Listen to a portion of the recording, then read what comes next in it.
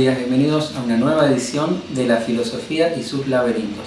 El tema elegido para este video es la metaética, es decir, un campo disciplinario dentro de la ética filosófica y que en parte se superpone en alguna medida con la lingüística, que nació casi oficialmente en 1903 con la publicación realizada por Moore del libro Principia Ethica. ¿De qué se ocupa la metaética? Bueno, se trata principalmente de un análisis del lenguaje moral. Es decir, la metaética no nos dice, por ejemplo, qué debemos hacer, sino que se ocupa de preguntarnos qué decimos cuando decimos que debemos hacer algo. Es decir, las preguntas tradicionales de la filosofía moral, digamos, era, por ejemplo, qué debo hacer, etc. Y también de la reflexión moral. Y acá la metaética, en cambio, no es una disciplina normativa o valorativa, sino axiológicamente neutra. Se pregunta qué decimos cuando decimos que debemos hacer algo, o qué decimos cuando decimos que algo es bueno, o qué decimos cuando decimos que algo es malo. Es decir, se trata de un análisis del lenguaje moral realizado en un segundo nivel, y por eso lo de metaética, ¿no? Es un metalenguaje, digamos. La principal función, entonces, decíamos, de la metaética es realizar dicho análisis. Vamos a ver que eso tiene su importancia y cuáles son los análisis más corrientes, digamos. Y un poco una de las razones por las cuales es una disciplina importante, que ha crecido mucho se desarrolló y creció mucho en el siglo XX, es que indirectamente las respuestas de esa primera pregunta tienen implicancias en la ética normativa. Porque de alguna manera la metaética, al responder esa pregunta, toma posición sobre el estatus de los enunciados morales y, por ejemplo, si pueden ser verdaderos o falsos, o si no son ni verdaderos ni falsos. Y entonces indirectamente también muestran que si se pueden justificar o no. Por ejemplo, si los juicios morales son verdaderos o falsos, entonces en principio podría justificarse por alguna instancia, mientras que si no lo son, posiblemente sean injustificables o habría que justificarlos de una manera epistemológica distinta, ¿no? Y una tercera función que ha ido apareciendo más aquí en el tiempo de la metaética es la cuestión de la argumentación moral, que ha cobrado mucha importancia en la segunda mitad del siglo XX y lo que va del XXI. Es decir, por ejemplo, plantearse preguntas tales como la siguiente: ¿se puede argumentar en materia moral o frente a juicios valorativos opuestos? ¿Cabe todavía argumentar? ¿Hay alguna instancia objetiva, digamos?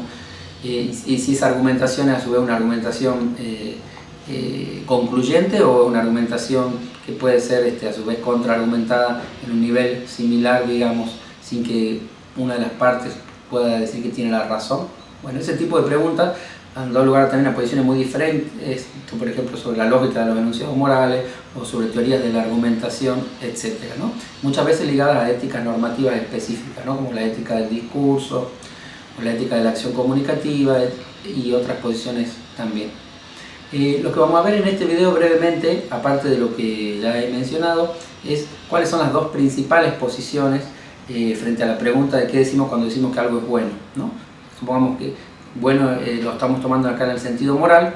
Supongamos que decimos que X es bueno, supongamos que X es reemplazado por una acción cualquiera, ayudar, supongamos. ¿Qué significa ayudar es bueno? Principalmente hay dos grandes posiciones en esta línea.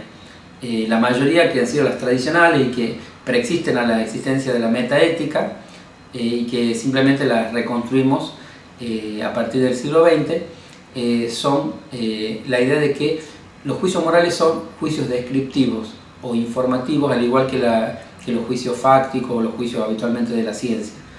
¿Qué quiere decir esto? Que describen una propiedad real que podría estar o no en la persona o en la acción. Supongamos en ayudar es bueno, describiría algún tipo de realidad, algún tipo de hecho que sería bueno en sí mismo, digamos, y en ese caso el enunciado sería verdadero, o que sería falso y en ese caso el enunciado sería falso. De modo que los juicios morales no cumplen una función específica diferente de la mayoría de los juicios. Esta posición se suele llamar descriptivismo, porque asigna esta función, o cognitivismo, es decir, porque cree tácitamente que existe un conocimiento moral. Digamos, el primer gran formulador tácitamente, por supuesto, sin pensar en estas materias, del cognitivismo, una versión fuerte incluso, fue Sócrates, según los testimonios de Platón y también de Aristóteles, cuando Sócrates decía cosas tales como que quien obra mal lo hace por ignorancia y el que sabe lo que es el bien obra bien, ¿no? Es decir, esa posición se suele llamar intelectualismo moral, y es la idea de que la moral es una cuestión de conocimiento y la inmoralidad es más bien un producto de la ignorancia. Y que lleva a Platón a la idea de que tiene que haber un rey filósofo, etc., ¿no? Hay versiones, por supuesto, más moderadas del cognitivismo, que asientan en distintos puntos, ¿no? En la razón, en la intuición, en la fe, etc., ¿no? El utilitarismo también es una posición cognitivista muy diferente a la platónica o a la socrático-platónica, pero también es una forma de cognitivismo, es decir, que mediante la clasificación esta estamos abarcando muchas posiciones filosóficamente muy diferentes, ¿no?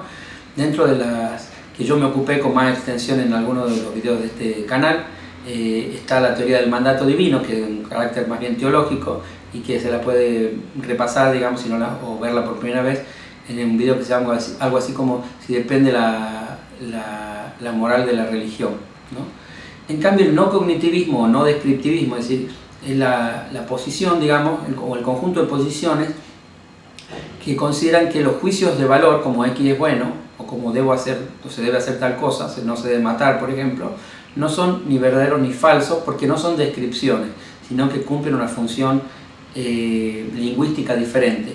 Acá las principales posiciones no cognitivistas, que son más recientes, digamos, aparecen a partir de la década del 30, de 1930 en adelante, son el emotivismo y el prescriptivismo. Podemos agregar quizá también el decisionismo, ¿no? La idea de que cuando uno hace un juicio moral lo que hace es tomar una decisión y que las decisiones no son ni verdaderas ni falsas, sino en todo caso son más ajustadas a lo que uno quería, más convenientes, más inconvenientes, etc., ¿no? El emotivismo, en cambio, habla de que juicios de valor lo que hacen es expresar sentimientos de aprobación o de desaprobación por una acción, o en otras versiones expresar deseos, que tampoco son obviamente ni verdaderos ni falsos, ¿no?